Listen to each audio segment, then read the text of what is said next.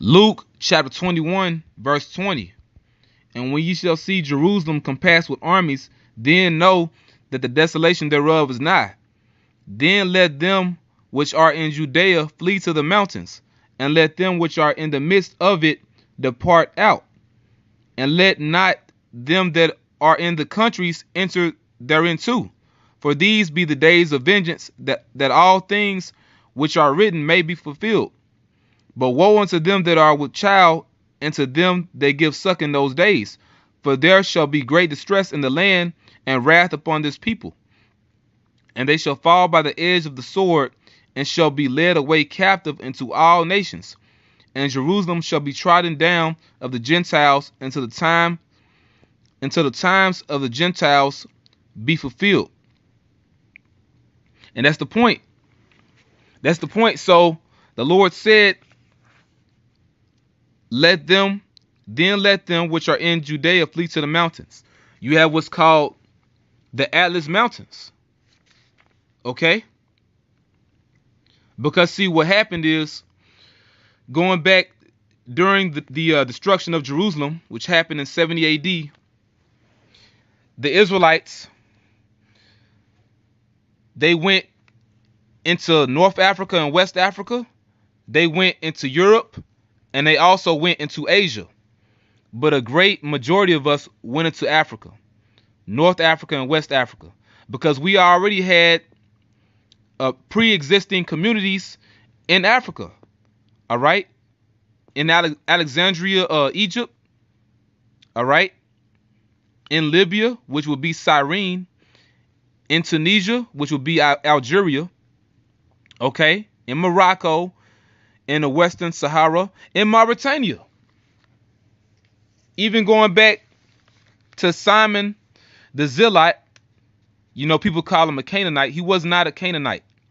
All right, the word Canaanite in the Hebrew is Quana'ah, which means zealot. Simon the Zealot, he taught in Mauritania before he was put to death. Okay? All right, this is on the latter rain. You can look this up. Simon, third paragraph, Simon was the co-worker of Jude or Thaddeus. They traveled together in Mesopotamia, which is Iraq, which both were martyred, variously conjectured to have preached and to have been crucified while preaching at Astrakhan in Lower Egypt. He was also said to have preached the gospel in Mauritania, Africa, and even in Britain, in which latter country he was crucified in AD 74. The point is, he taught in Mauritania, Africa, before he died. All right, so why did he go there? Because we already had communities there, going back to other diasporas, going back to the Greek Empire. All right, even the Medo-Persian Empire, but dealing with the Greek Empire, you know, that's why you had Alexandria Jews. Judah, Benjamin, Levi, a lot of them dwelt in Alexandria. A lot of them dwelt in Cyrene. A lot of them dwelt in Tunisia. Okay? And even in Mauritania. All right? And that's the point on that. Revelation chapter 12, verse 1. And there appeared a great wonder in heaven, a woman clothed with the sun and the moon under her feet, and upon her head a crown of 12 stars. That woman is the nation of Israel. The 12 tribes of Israel. Okay? The 12 stars represent the 12 tribes of Israel. That's the woman. The Lord has likened the daughter of Zion to a comely and delicate woman. The sun represents knowledge. The moon represents understanding. Okay? Now, jumping down to verse 3. And there appeared another wonder in heaven, and behold, a great red dragon, having 7 heads and 10 horns and 7 crowns upon his heads. That's the Roman Empire. And his tail drew the third part of the stars of heaven. And the scriptures say how the kingdom of heaven suffered violence, and the violent take it by force. So the Roman Empire is persecuting the nation of Israel. The southern kingdom, Judah, Benjamin, and Levi will be those 3 tribes, and did cast them to the earth. All right. So the kingdom of heaven suffering violence, and the dragon stood before the woman, which was ready to be delivered, for to devour her child or her son as soon as it was born. You can read about that in Matthew 2nd chapter, about how Herod was slaying all the firstborn sons. All right. Now, jumping down here to verse 6. And the woman fled into the wilderness. Now keep in mind, it's talking about Judah, Benjamin, Levi, the southern kingdom. And the woman fled into the wilderness. The wilderness would be Africa. All right. In particular, West Africa. All right. It says Western Sahara right there. So the desert, the wilderness is the desert. So the woman, Judah, Benjamin, Levi, fled into West Africa, North Africa and West Africa. Okay. And it says, where she hath a place prepared of the Most High. Now this jumps into the future. That's going into the slave trade. All right. So the woman, Judah, Benjamin, Levi, fled into the wilderness. And it says, where she have a place prepared of the Most High. That's us being shipped to the Americas. All right. Mainly North America, though. North America is that place prepared of the Most High. All right. And it says that they should feed her there 1,203 square days, which is 3.5 years, but spiritually 350 years, from 1620 to 1970. All right. The slave trade started around 1619. All right. So, you know, we were sent to North America, all throughout the Americas, but mainly North America. I know, you know, people say how a great majority of slaves were sent to South America, and that's true. But I'm talking about, you know, dealing with Judah, but also Benjamin, Levi. You know, we were sent to North America, sent to the islands. All right. Sent to the West Indies, sent to the island of Haiti. All right. You know, and that's the point, man. And then, you know, it says, you know, after 3 days and a half, the spirit of life from the Most High entered into us. Okay. All right. But, you know, from 1620 to 1970 would be that 3 days and a half. Okay. Because after 1970, that's when we woke up to this truth. That's when we began to wake up by way of Abba Bivens. Jewish Communities in Exotic Places by Ken Blady.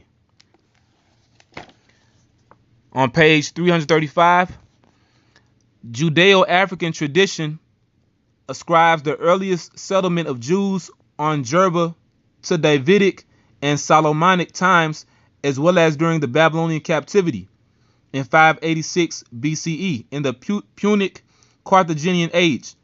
These communities were augmented by subsequent arrivals of Jews after the destruction of the Second Temple in 70 CE, which really is BC, when 30,000 Jewish slaves were settled throughout Carthage by the Roman Emperor Titus. Okay. Encyclopedia of the Jewish Diaspora, Origins, Experiences, and Culture. All right. So you can look this up. Volume 2. Getting to the point. A lot of information here.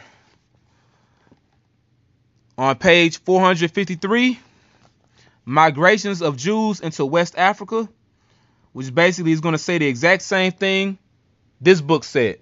Okay? It says the exact same thing, so I'm not going to read it. It says the exact same thing. All right? And this book is an older reference. Okay? But reading this up here, this is on page 454. It says migrations into sub-Saharan Africa. In later centuries, Jews are believed to have settled in Western Africa during the height of the Songhai, Mali, Ghana, and Kanem Bornu empires, according to accounts from the explorers of the region. According to accounts from explorers of the region, Several powerful Jewish families of the Songhai Empire were of Jewish origin, Judah, Benjamin, or Levi, until Askaya Muhammad came to power and in 1492 decreed that all Jews either convert to Islam or leave the region. That's the point. So the people that were sold into slavery from West Africa to the Americas, okay, they are Israelites, all right, from Judah, Benjamin, or Levi. If they were sold to slavery, sold to North America, they will be Judah. If they were sold to the West Indian Islands, they will be Benjamin. If they were sold to the island of Haiti, they will be Levi, okay? And also Levi was sent to New Orleans, all right? A lot of you brothers in Guyana, Benjamin was sent to Guyana, all right?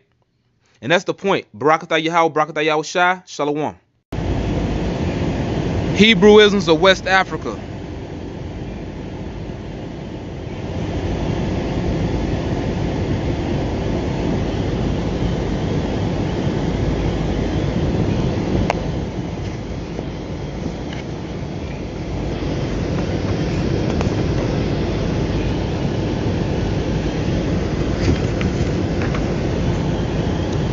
By Joseph J. Williams. They speak about how there is Ashanti influence on Jamaica customs. All right. Proving that the Ashanti would be the tribe of Benjamin, but also they had Levi among them.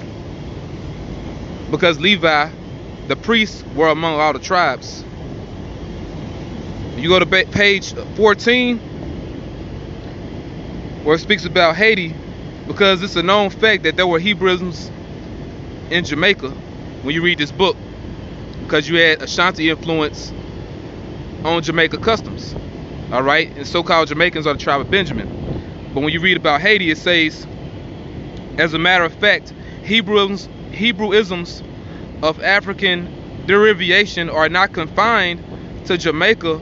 Among the West Indian islands, Blair Niles, in her recent delightful little volume, Black Haiti, speaking of the slaves from Africa, positively asserts some were said to be descendants of Jews mixed with Negroes. And they weren't mixed, they were just Jews. All right? From the tribe of Levi. Okay, dealing with Haiti.